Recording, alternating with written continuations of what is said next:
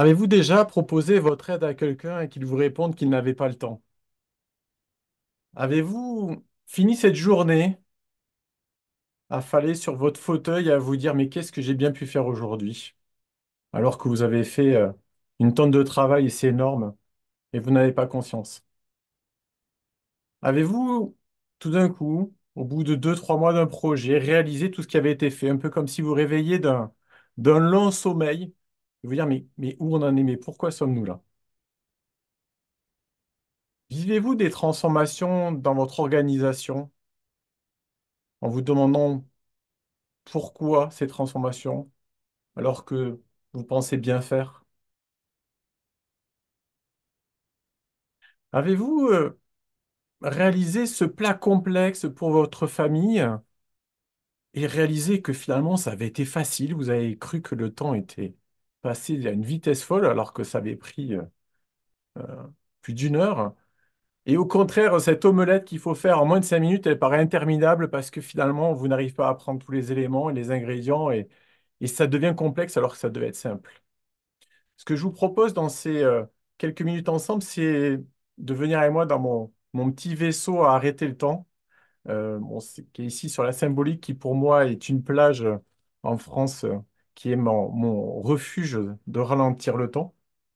J'aimerais avec vous partager cette réflexion sur ma vie, sur mon travail d'accompagnant, m'accompagnant dans notre entreprise, d'accompagnant aussi au volet, on en parlait dans ma présentation, où je me retrouve ça doit des entreprises, que ce soit au volet, amener mon regard, amener mes remarques sur ce que je constate, ce que je vois, offrir à ces équipes sportives, ces équipes professionnelles, un droit de regard, un temps de regard, et elles n'ont pas le temps.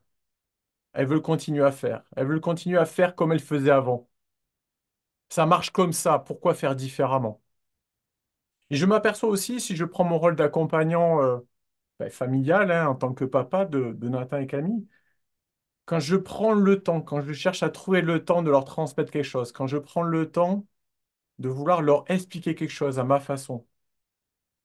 Et du coup, tout ça me questionne à la fois pour savoir comment je peux transmettre, comment je peux aider ces équipes, comment je peux aider mes enfants à progresser.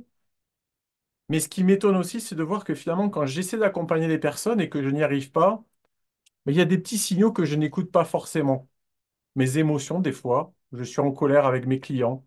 Je suis en colère contre mes clients parce que il me semble évident ce que je leur explique et ça me met en colère parce que je ne sais pas quoi au début et du coup j'ai essayé de m'outiller, je me suis formé pour comprendre un peu comment je fonctionnais.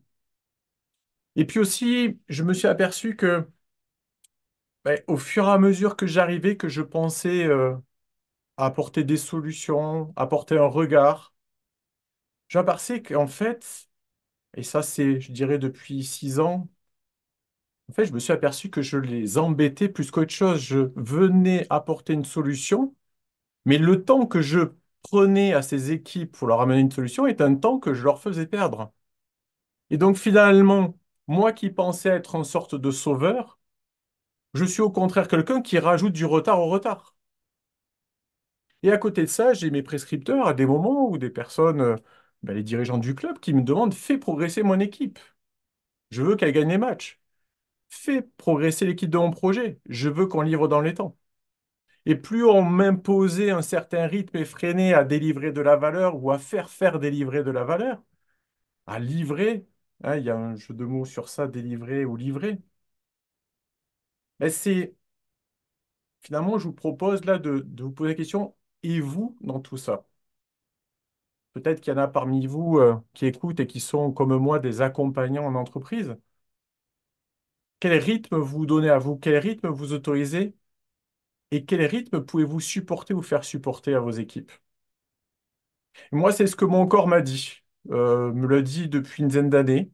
J'ai des lombalgies, j'ai le dos qui se bloque. Il s'est bloqué au volet. Bon, c'était mécanique. On a une explication. J'ai voulu chercher un ballon trop haut, trop loin. J'ai poussé mon corps aux limites. Et puis, il y a ce projet où j'assiste à un événement de planification où on a une centaine de personnes et je me retrouve en cachette contre le mur, bloqué, à plus pouvoir bouger parce qu'il se passe quelque chose mais je n'ai pas conscience à ce moment-là. En tout cas, je suis bloqué. Ou à cette autre réunion que j'ai fait avec quelqu'un que je supervisais et m'apercevoir que à la fin de l'interview avec elle, de la discussion de ce temps-là, je m'aperçois comme je suis là en ce moment sur mon bureau, j'étais bloqué sur mon bureau. Qu'est-ce qui fait qu'à un moment donné, mon corps me donne des alertes?